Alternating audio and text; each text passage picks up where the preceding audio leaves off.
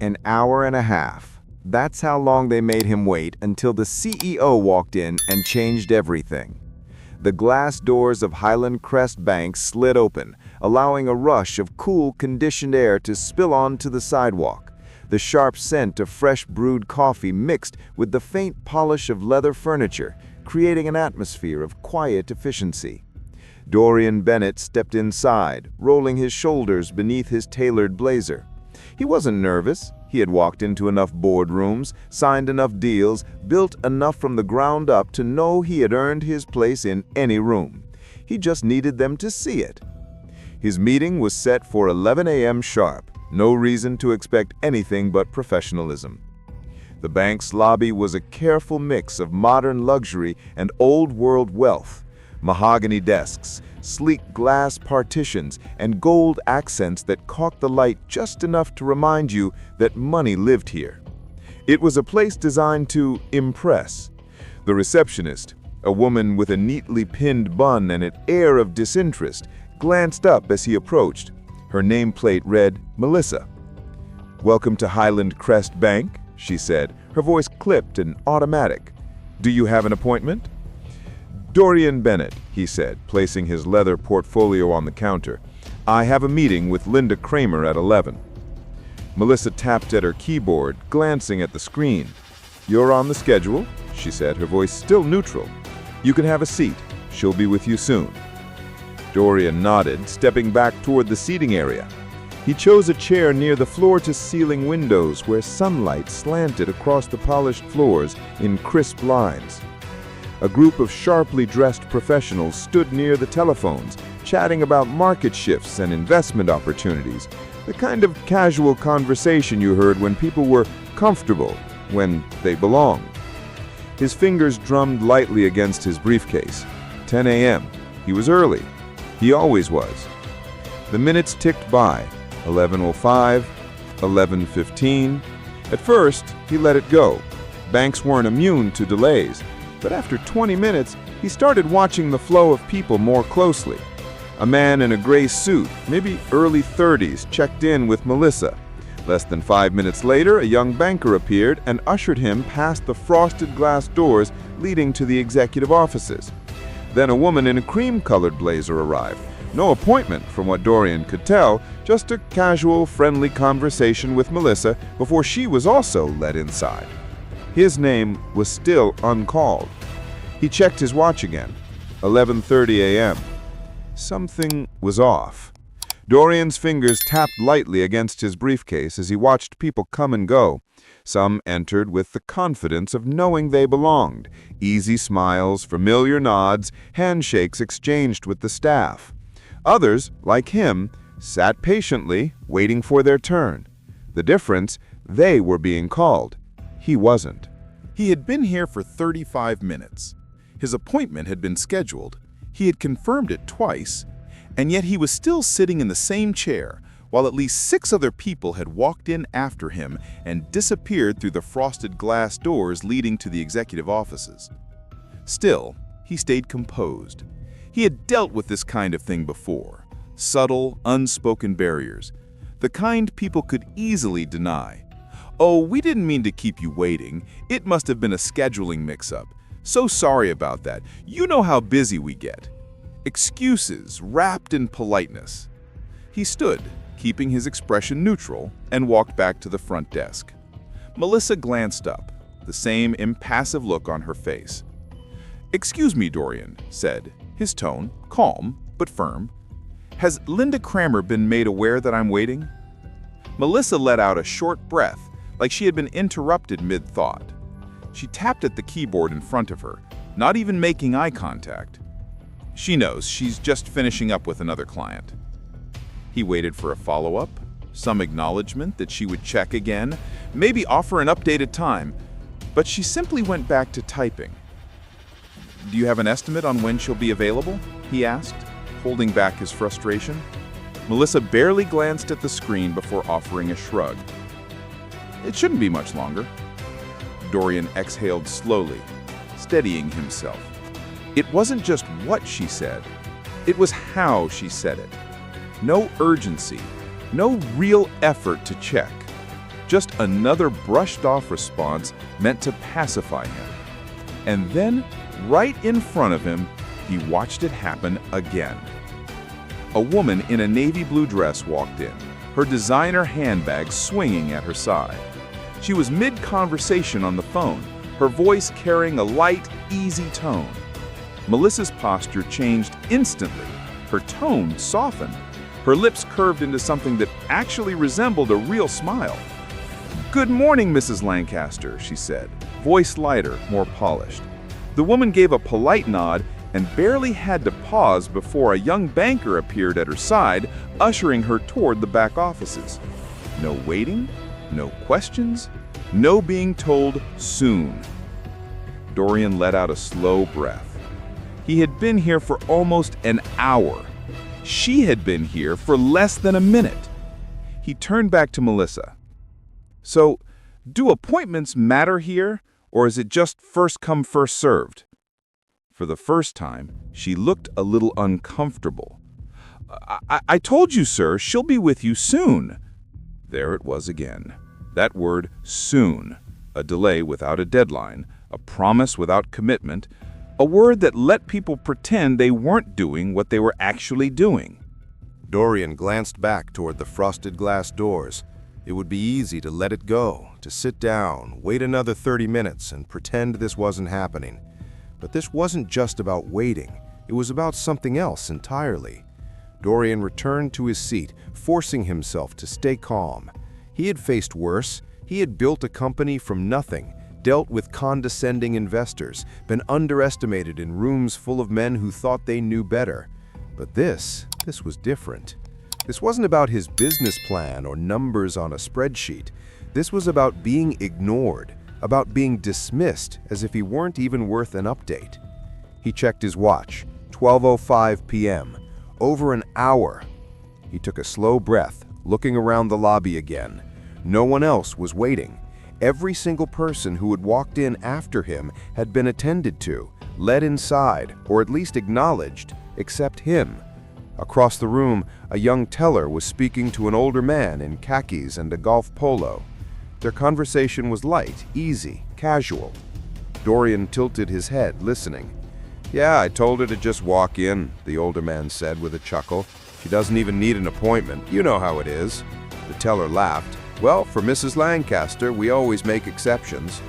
Dorian's grip tightened around the handle of his briefcase. So that was how it worked. Rules for some, different rules for others. He leaned forward, resting his elbows on his knees, staring at the polished floors. This was a test. Would he sit here quietly, accept being pushed aside and wait for permission to be seen? Or would he make it clear that his time was just as valuable as anyone else's? He stood, not quickly, not aggressively, just decisively. He walked past the front desk, past Melissa's blank expression, and headed straight for the frosted glass doors. "Sir," Melissa started, but he didn't stop. He pushed open the door. Inside, a hallway stretched out in front of him, lined with private offices. Some doors were open, others closed. But one thing was immediately clear. Linda Kramer was not in a meeting. She was sitting at her desk, typing on her laptop, alone. She looked up, her expression shifting from surprise to irritation in an instant. "Mr. Bennett," she said, her voice clipped. "You should have waited to be called." Dorian met her gaze evenly. "I did wait." Her fingers hovered over the keyboard, her lips pressing into a thin line. "Please take a seat," she finally said. Dorian sat, not because she had allowed him to, but because he chose to. But something told him this conversation wasn't going to go the way she thought it would. Linda's fingers twitched slightly as she adjusted the papers on her desk, her face carefully neutral. But Dorian could see it, the slight tension in her jaw, the flicker of irritation in her eyes. "I apologize for the delay," she said, forcing a smile. "We've been extremely busy today." Busy. Dorian let the word sit there for a moment. He had watched at least 6 people be ushered past him like VIPs while he sat in that lobby for over an hour and a half. "Were you?" he asked, keeping his tone calm but firm. "Because I counted a few clients who didn't have to wait at all, some without appointments." Linda's lips pressed into a thin line. I assure you, Mr. Bennett, that wasn't intentional. There must have been a miscommunication. Right, a miscommunication. Dorian exhaled through his nose, keeping his expression unreadable. Interesting. Linda cleared her throat, clearly eager to move past the conversation. She flipped open a folder, scanning its contents. Now let's discuss your loan application, she said, her voice regaining that polished, dismissive edge.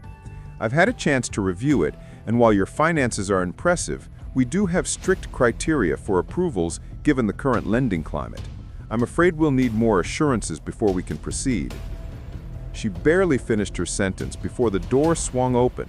The energy in the room shifted instantly. The hallway, which had been quiet moments ago, was suddenly filled with the low hum of voices. Not just any voices. These carried weight. 3 men stepped inside, all in tailored suits, their presence unmistakably authoritative. Dorian didn't need to guess who they were.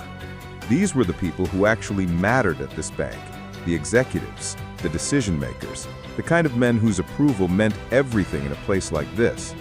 And at the front of them was a familiar face, Richard Langford, CEO of Highland Crest Bank, and a man who very much knew who Dorian was.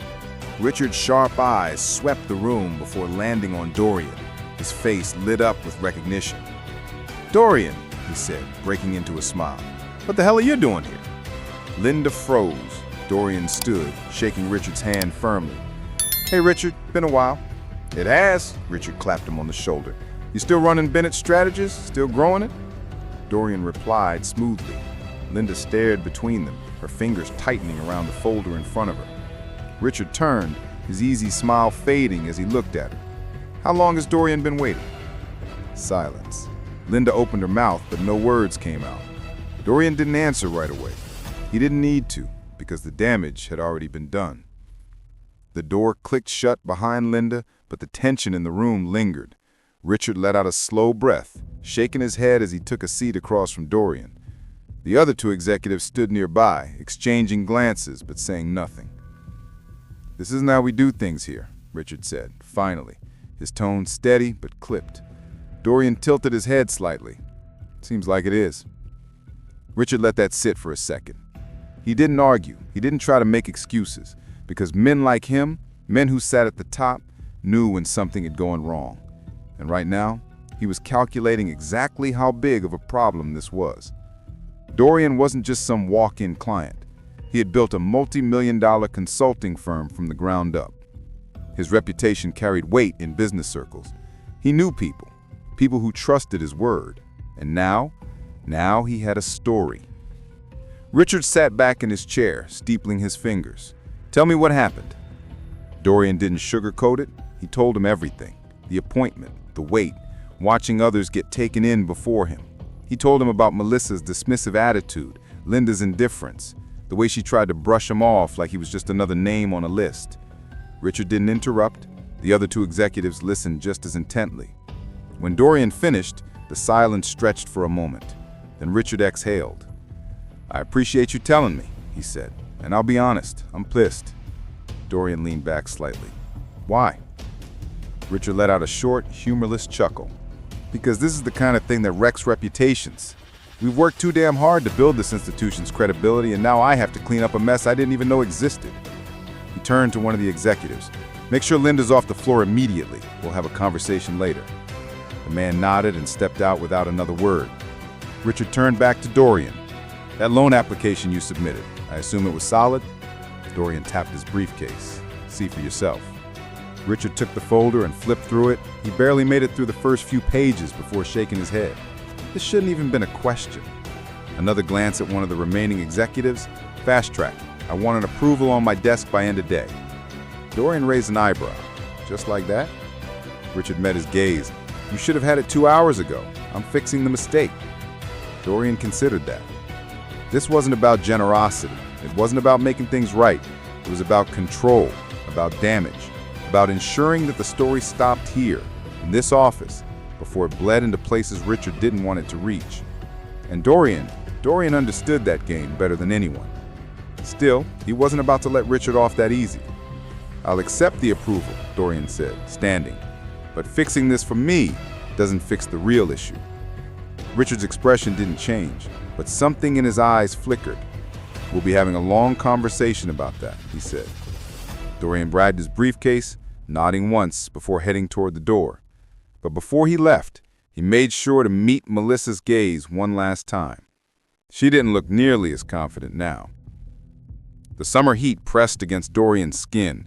As he stepped outside, the bank's pristine exterior gleamed under the midday sun. But inside, the cracks had already formed. This wasn't just about a loan. It wasn't even just about Linda. It was about something bigger, something that had played out in 1,000 different ways in 1,000 different places. It wasn't always loud, it wasn't always overt, but it was there. The assumption that some people belonged in those offices, while others had to wait. The quiet dismissals, the polite rejections, the carefully constructed barriers that could always be explained away. But not today. Today, someone had to face the consequences. And the next time Linda Kramer looked at a name on her appointment list, she'd think twice. Dorian checked his phone. A new email. Loan approved. He smirked, tucking it into his pocket as he walked toward his car. Respect isn't given, it's demanded. And today, he got what he came for. If you've ever been in a situation like this, if you've ever been made to feel like your time, your presence, your business wasn't valued, speak up. Don't wait for permission. Take your seat at the table. And if they try to keep you waiting, make sure they remember why that was a mistake.